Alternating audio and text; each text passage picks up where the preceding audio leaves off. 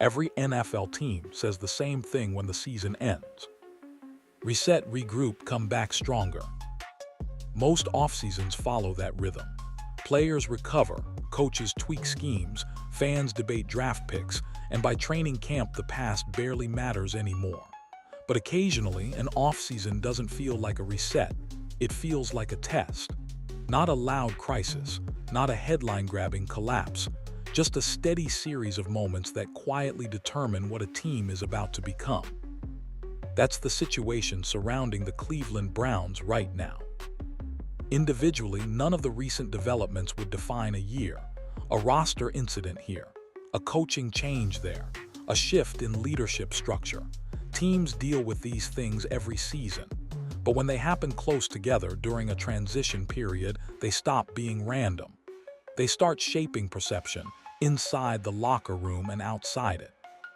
Because the Browns aren't rebuilding anymore. Expectations changed. A strong defense raised standards. Close games raised belief. Suddenly, the conversation moved from progress to contention. And once that happens, the margin for instability shrinks dramatically. Events that would normally be footnotes begin to carry weight. Preparation matters more. Chemistry matters more. Timing matters more. That's why this offseason feels heavier than usual. It's not about panic. No one is declaring disaster. But the organization is entering a delicate phase, the kind where culture either solidifies or quietly cracks. Fans won't see the outcome immediately. It won't appear in headlines tomorrow. Instead, it will reveal itself months from now, when games start deciding whether momentum was real or temporary. And oddly enough, the story didn't begin with football strategy at all. It began with an incident that reminded everyone how quickly focus can shift. The news itself was brief. A player injured in an early morning altercation while away from the facility. Minor injuries reported. Recovery expected. On paper, it sounded like one of those off-season stories that disappears within a day, unfortunate, but not season-altering. Yet timing changed how it was received. This didn't happen during a quiet summer. It happened while the team was already adjusting to change, already building new routines, already trying to stabilize a locker room entering a new phase. And when preparation periods are limited, even small disruptions ripple wider than expected. Because football preparation isn't only physical. Off-seasons are about rhythm, meetings, communication, trust building, leadership roles forming naturally. Players begin understanding who speaks in huddles, who leads workouts, who keeps energy steady when adversity hits. That process happens long before the first snap of the season. Interruptions don't ruin it, but they pause it. Teammates check in. Coaches address questions. Conversations move away from scheme and toward concern. Suddenly, a week meant for installing concepts becomes a week spent managing emotions and logistics. Again, not catastrophic, just different. And difference matters in a league built on repetition. The bigger takeaway wasn't severity. Thankfully, reports indicated recovery was expected. The impact was focus. For a team trying to build continuity after change, attention drifting off football, even briefly, forces adjustments. New leaders must step forward faster than planned. Communication tightens earlier than expected. Inside a locker room, moments like this often bring players closer. But they also accelerate timelines. Instead of a gradual transition into the new season's identity, the group is pushed into reacting together immediately. That can strengthen chemistry or expose how fragile it still is. And organizations won't know which outcome they've created until competition begins. Which made the situation more significant than it looked at first glance. Because while players handled that moment, another shift was already underway. One that would affect every meeting, every practice, and every decision moving forward. The coaching voice guiding the defense was about to change. Coaching changes are announced in a single headline, but their effects unfold slowly. From the outside, it looks simple. One name leaves, another arrives, and the playbook remains. Inside a facility, it's nothing like that. Every coach carries habits, how meetings are run, how mistakes are corrected, how players are motivated after a bad day. Even if the scheme stays similar, the daily environment shifts immediately. And players notice the difference before fans ever do. Defensive units, especially strong ones, often develop personalities. Some play fast and loose, others play precise and disciplined. That identity usually mirrors the coach leading them. Remove that voice, and the group spends weeks figuring out how to respond to the new one, not because they resist change, but because football relies heavily on trust. Trust in preparation. Trust in adjustments. Trust that the person calling plays understands what they can execute under pressure. During stable years, that trust builds gradually. But when leadership changes after success, expectations complicate the process. Veterans aren't learning a system from scratch. They're protecting standards they believe already worked. Coaches aren't installing culture from zero. They're stepping into a room that already has one. That's a delicate balance. Push too hard, and players feel what worked is being erased. Change too little, and improvement never happens. So the early weeks become less about strategy and more about communication. Conversations lengthen, questions increase. Coaches explain philosophy more than formations. Everyone is measuring confidence, not publicly, but internally. Fans usually evaluate coaching hires by reputation or resume. Players evaluate them by clarity. Can the new voice organize chaos during a bad drive? Does the correction make sense instantly? Does preparation feel sharper or heavier? Those answers don't appear in interviews. They appear in reactions. Which is why the next development mattered so much. Because the person chosen wasn't a headline name. And that meant belief wouldn't come automatically. It would have to be earned day by day. When a team replaces a successful coordinator, fans usually expect a splash, a recognizable figure, a proven play caller, someone whose reputation alone reassures the building. Instead, the Browns went a different direction. They chose a coach respected inside football circles but mostly unknown to the public. And that choice tells you a lot. Teams rarely hire low-profile coordinators by accident. It usually means they valued communication style, teaching ability, and long-term fit over headlines. Front offices often believe a rising coach adapts more easily than a veteran with a fixed philosophy. The risk, of course, is immediate credibility. Players don't read resumes, they feel leadership. So the early days become a proving ground. Meetings run slightly differently. Terminology might sound familiar yet delivered with a new tone.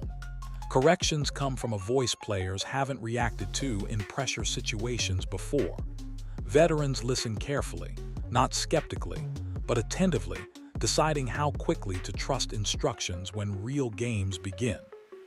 Because defensive football runs on instinct.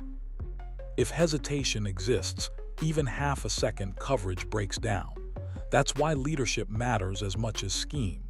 The coordinator isn't just designing plays, he's shaping how confidently players react without thinking. And confidence can't be assigned with a title. The coaching staff's job becomes guiding acceptance naturally, not forcing change, not preserving everything, blending continuity with subtle adjustments. Successful transitions feel smooth by September but awkward in May.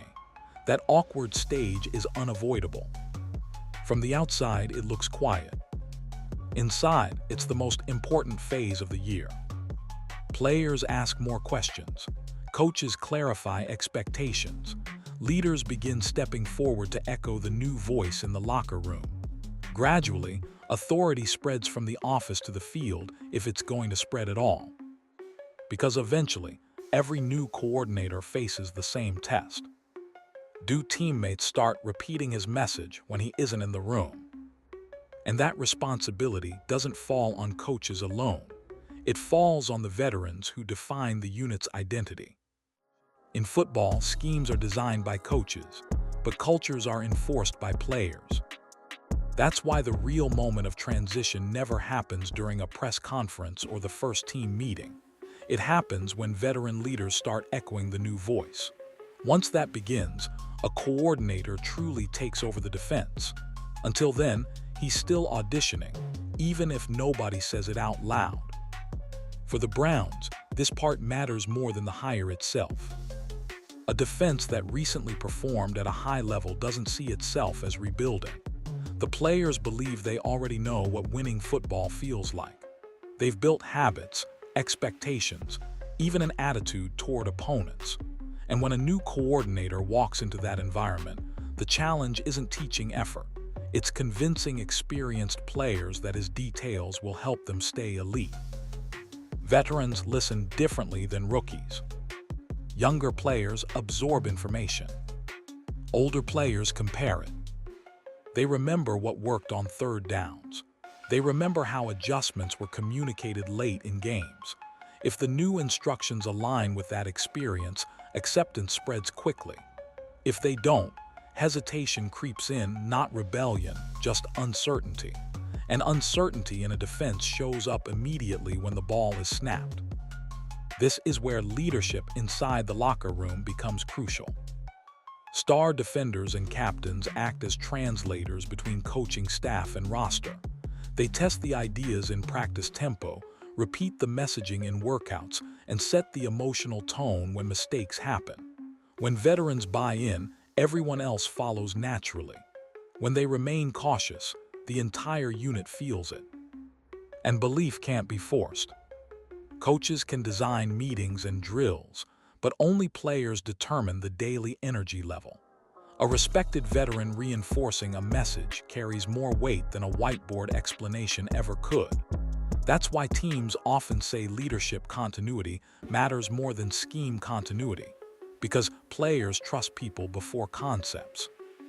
The Browns are entering that exact stage now. The system may look familiar, but its authority depends on how quickly leaders adopt it as their own. Once the locker room starts correcting itself instead of waiting for the sideline, the transition is complete. Until then, every practice rep quietly answers the same question. Is this still our defense, or are we still figuring it out? And as that answer forms internally, pressure outside the building keeps rising, because expectations have already moved ahead of patience. The most difficult moment for a franchise isn't when it's losing. It's when it starts believing it shouldn't. For years, the Browns were judged on effort and improvement. Close games were encouraging. Competitive stretches felt like progress. But success changes the standard quickly, and once a defense proves it can dominate, the conversation shifts overnight. Fans stop asking if the team is improving and start asking why it isn't winning more. That shift has already happened. Now every move carries heavier meaning. A coaching hire isn't just a replacement, it's a decision about maintaining elite performance. A minor off-season distraction isn't just unfortunate, it's a potential interruption to momentum. The margin between a strong season and a disappointing one becomes thinner because expectations no longer allow slow starts. And expectations don't live only outside the building. Players feel them too. Veterans who tasted playoff contention don't want to repeat developmental seasons. Younger players suddenly prepare knowing games will be measured nationally, not locally. Even practice intensity changes slightly because everyone understands they're no longer trying to surprise opponents. They're trying to confirm status. That creates a subtle pressure. Good teams play freely because they're chasing respect.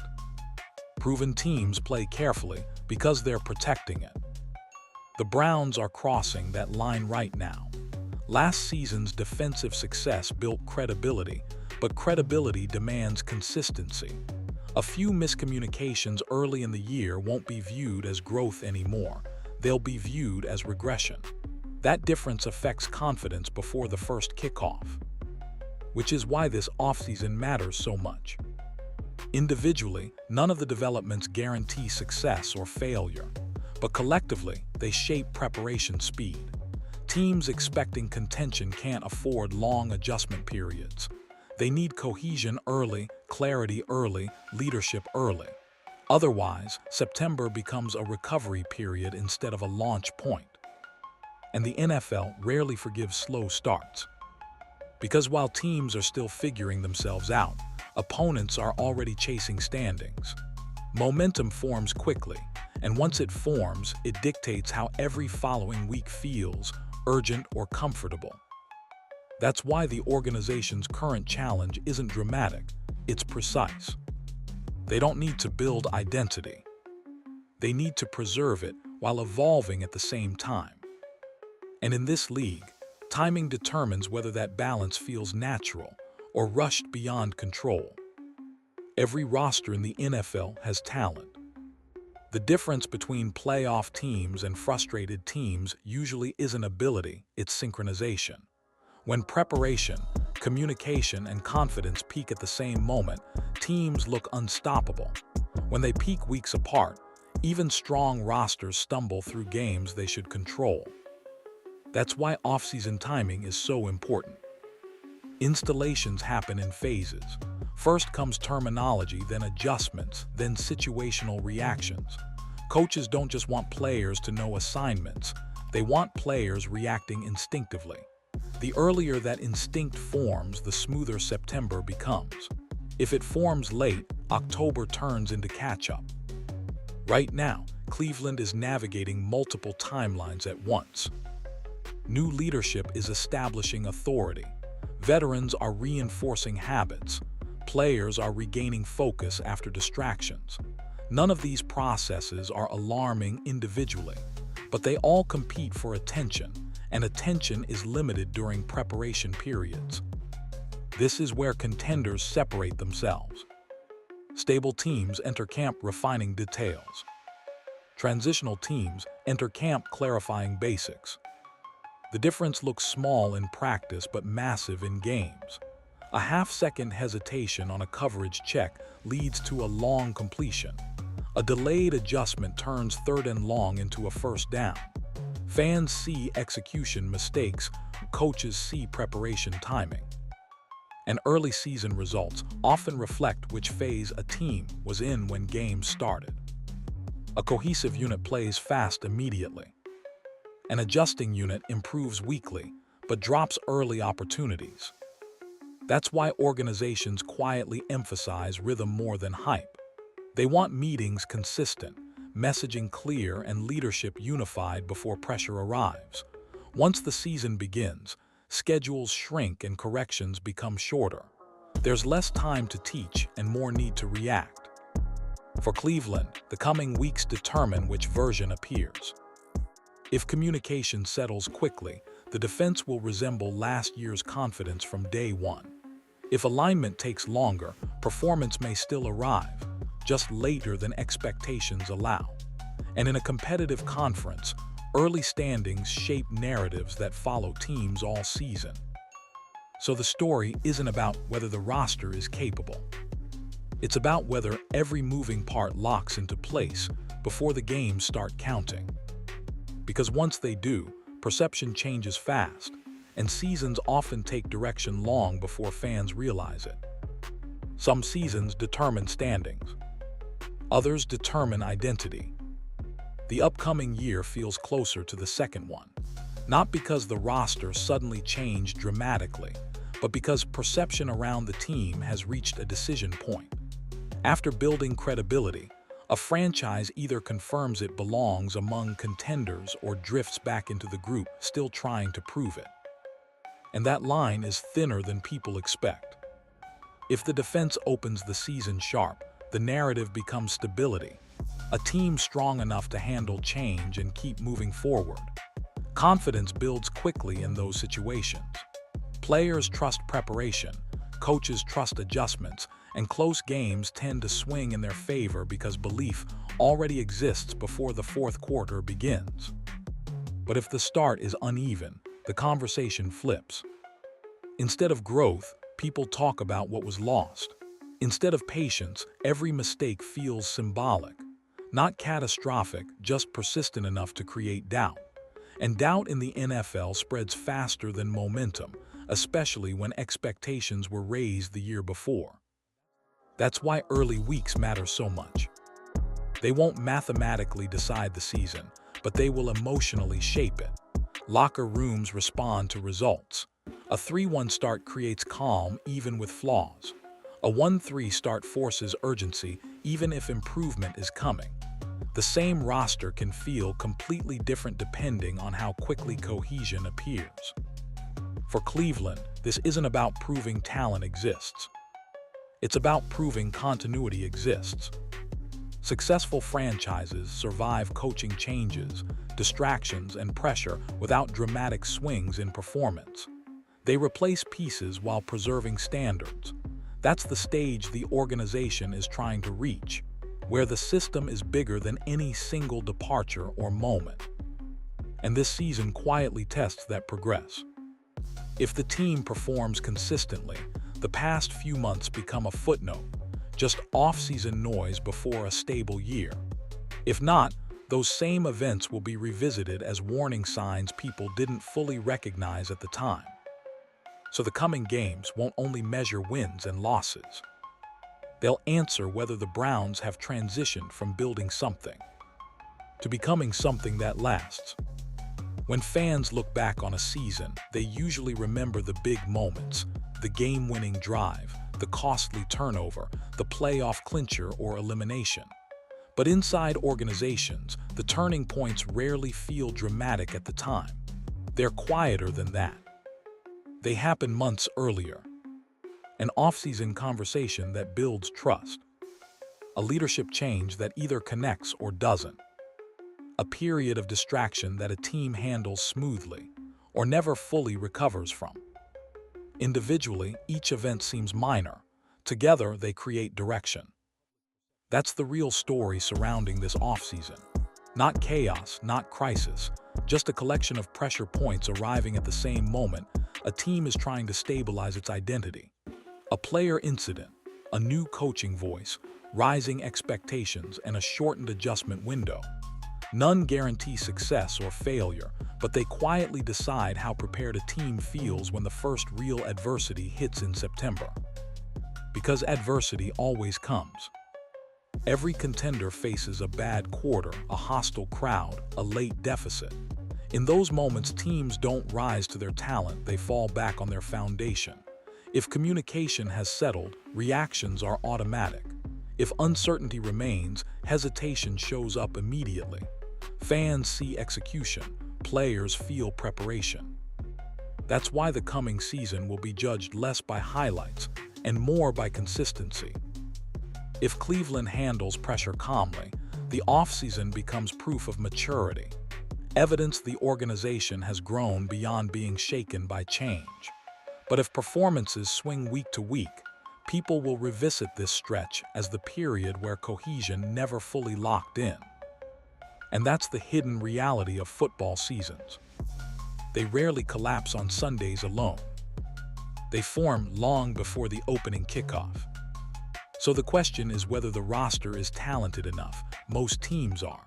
The question is whether everything surrounding the roster aligned at the right time. Coaching voice, locker room leadership, expectations, and focus all reaching the same point together. Because when that happens, a season feels steady. And when it doesn't, you usually only realize why months later.